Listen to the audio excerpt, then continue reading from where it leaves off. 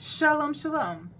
I'd like to take a few minutes today to talk about Sefirat HaOmer and the meaning that I've found in it this year. So we began counting the Omer, the second night of Pesach, and we count until the holiday of Shavuot.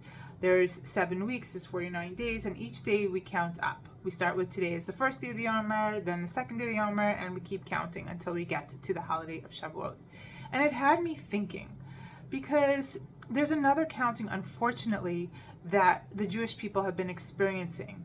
And we are counting every day that we have since our hostages have been ripped from their environments and taken cruelly by Hamas. And we count. The nation of Israel counts. And why do we count? Why do we count the days? It's been the 203 days since we've last seen and had contact with our loved ones, and each day is painful, and we count, recalling how many days it's been since we've seen our loved one, and counting, hoping that that will be the end and we can finally be reunited with these people. And this is a concept that holds true also for the Omer.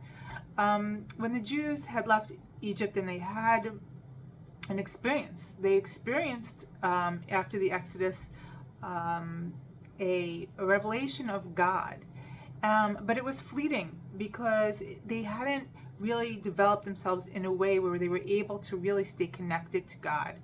And so we count all these days until we get to the holiday of Shavuot.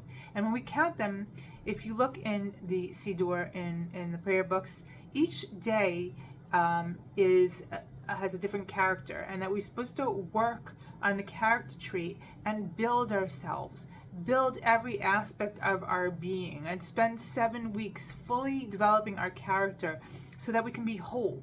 Because when a person is finally whole and feels whole, it's so much easier to stay connected spiritually to God. And we do this because on Shavuot, we're supposed to be receiving the Torah. Now, to really receive the Word of God in the way that it's meant to, without distractions or without misconceptions or whatever, if we're whole, we can perceive it as we're supposed to. We can have this kind of revelation of God and the Torah in the way that it's supposed to be.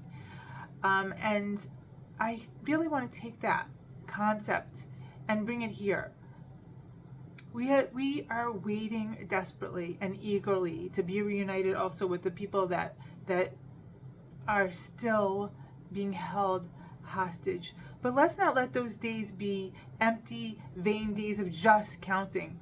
Let us work on ourselves, be better people, and finally merit God's quick salvation of our people to have back. Let us be proactive in building a better nation. Let us, when we were very divided as a nation before October 7th with everything going on politically, and now we have an opportunity, unfortunate opportunity, while we're waiting, while this battle's taking place.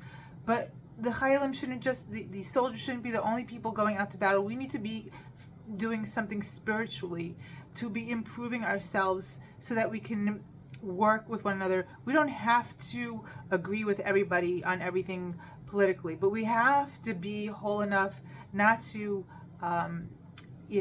hate people with other opinions, and to try our best with everything in our being to come together, to work, to compromise with people who have other opinions, to make this country work. And that when we finally get back our people, things shouldn't go back.